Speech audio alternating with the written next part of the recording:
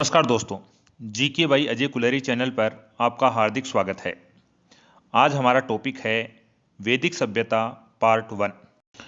ऋग्वेद में कितने मंडल हैं? ए 7 मंडल, बी 8 मंडल, सी 9 मंडल, डी 10 मंडल।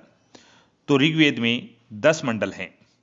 ऋग्वेद में 10 मंडल, 1028 सूक्त, 10,600 मंत्र हैं। ऋग्वेद के किस मंडल में बाल खिल्ले सूक्त का उल्लेख है?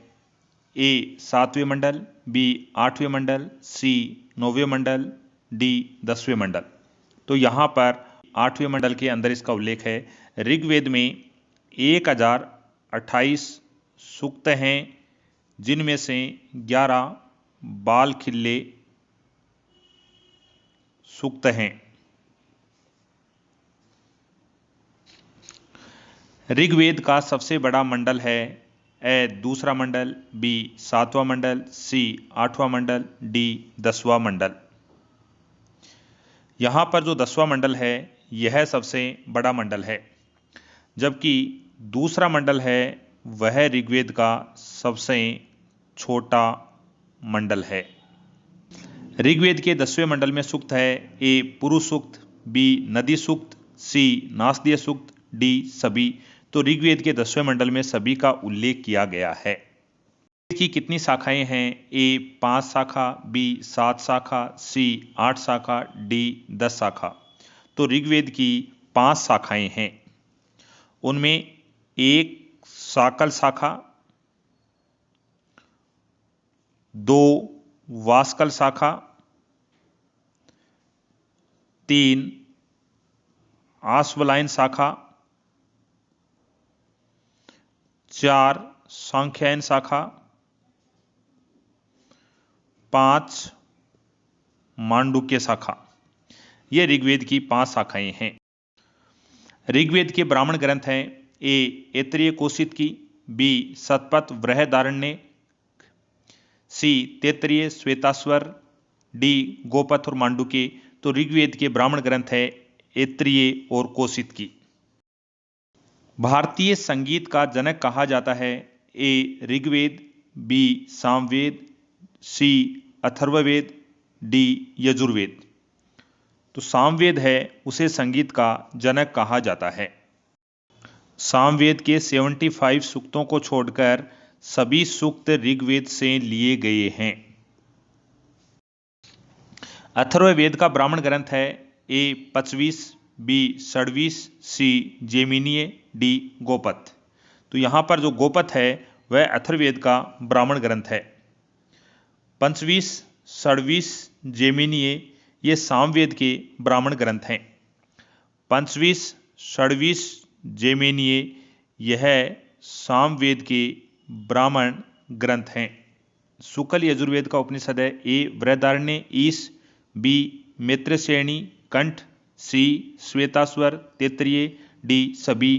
तो बृहदारण्य और ईश हैं वह शुक्ल यजुर्वेद के उपनिषद हैं। सामवेद के ब्राह्मण ग्रंथ हैं ए 25, बी षड्वीस, सी जेमिनीय, डी सभी। तो यहाँ पर 25, षड्वीस, जेमिनीय सभी सामवेद के ब्राह्मण ग्रंथ हैं। सामवेद के उपनिषद हैं ए केन, बी जेमिनीय, सी छांदोग्य, डी सभी सामवेद के उपनिषद हैं। वेद त्रय में सम्मिलित नहीं है ए ऋग्वेद, बी सामवेद, सी यजुर्वेद, डी अथर्ववेद। तो यहाँ पर जो अथर्ववेद है यह वेद त्रय में सम्मिलित नहीं है। ऋग्वेद में सर्वप्रथम किस शब्द का उल्लेख हुआ है? ए ऊंट, बी स्तूप, सी अयोध्या, डी सभी। तो ऊंट, स्तूप, अयोध्या सभी शब्दों का उल्लेख ऋग्वेद में हुआ है। सुमेलित है ऋग्वेद के 3रे मंडल में देवी सूक्त का उल्लेख है, बी ऋग्वेद के 3रे मंडल में गायत्री मंत्र का उल्लेख है, सी ऋग्वेद के 3रे मंडल की रचना विश्वामित्र ने की थी, डी सभी। तो ये सभी सुमेलित हैं। ऋग्वेद में नदियों का उल्लेख है ए 31, बी 33, सी 25, डी 21। 25 नदियों का उल्लेख है। यहाँ अपन देखें कि ऋग्वेद यानी जो वैदिक संहिताएं हैं वैदिक संहिताओं में कुल 31 नदियों का उल्लेख किया गया है। उनमें से ऋग्वेद में 25 नदियों का उल्लेख है। इन 25 नदियों में से ऋग्वेद के 10वें मंडल में नदी सूक्त है। इस नदी सूक्त में 21 नदियों का उल्लेख किया गया है। इन 21 नदियों में जो प्रथम वर्णित नदी है वह नदी गंगा नदी है, और अंतिम जो वर्णित नदी है वह नदी गोमल नदी है। वैदिक संहिताओं में कुल कितनी नदियों का उल्लेख है? 31। ऋग्वेद में कितनी नदियों का उल्लेख है? 25। ऋग्वेद के 10वें मंडल में नदी सूक्त में कितनी नदियों का उल्लेख है? 21। 21 नदियों में जो प्रथम वर्णित नदी है वह गंगा नदी है, और अंतिम वर्णित नदी है वह गोमल नदी है। ऋग्वेद आर्य किस अनाज से परिचित थे? ए जौ, बी गेहूं, सी चावल, डी उपयुक्त में से किसी से नहीं। तो ऋग्वेद आर्य जौ से परिचित थे। निम्नलिखित में से कौन सा पूर्व वैदिक युग का प्रमुख खाद्यान्न था? ए गेहूं, बी जौ, सी चावल, डी चना। तो यहां पर जो है वह पूर्व वैदिक काल का प्रमुख खाद्यान्न था। उत्तर वैदिक काल में रत्नीन की संख्या कितनी थी? ए 8 राजा को लेकर, बी 10 राजा को लेकर, सी 12 राजा को लेकर, डी 15 राजा को लेकर। तो यहां पर राजा सहित रत्नीनों की संख्या थी वह 12 रत्नीन होते थे। निम्नलिखित में से कौन उपनिषदों में उल्लेखित केकई जनपद का एक दार्शनिक राजा था? जाबाली, बी जमद, सी श्रुतसेन, डी अश्वपति। तो यहां पर अश्वपति था वह केकई जनपद का राजा हुआ करता था, और यहां पर जो जाबाली है वह पांचाल जनपद का राजा था। राजा की उत्पत्ति के विषय में सर्वप्रथम उल्लेख किस ग्रंथ में मिलता है? ए कौटिल्य अर्थशास्त्र, बी शतपथ ब्राह्मण, सी रामायण, डी ऐत्रेयी ब्राह्मण। तो ऐत्रेयी ब्राह्मण के अंदर मिलता है। ऋग्वेद के किस मंडल में शूद्र का उल्लेख मिलता है?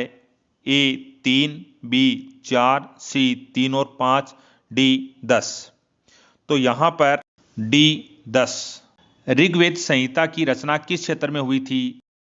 ए पंजाब, बी राजस्थान, सी दक्षिणी भारत, डी सप्त सिंधु प्रदेश। ऋग्वेदिक संहिता की रचना सप्त सिंधु प्रदेश में हुई थी।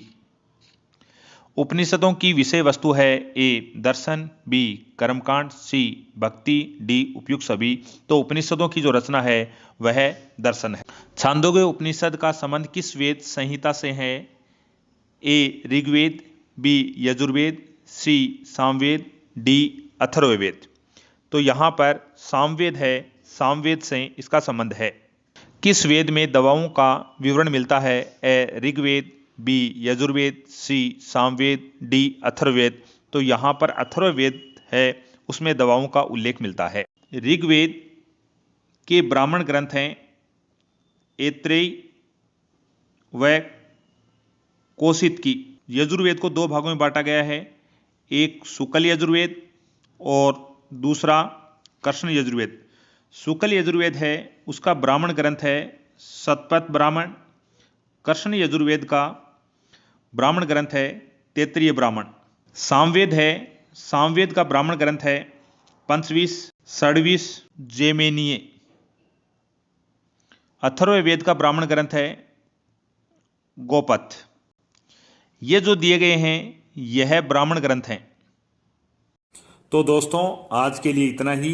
इसके आगे के प्रश्न हम अगले पार्ट में देखेंगे। देखने के लिए आपका धन्यवाद।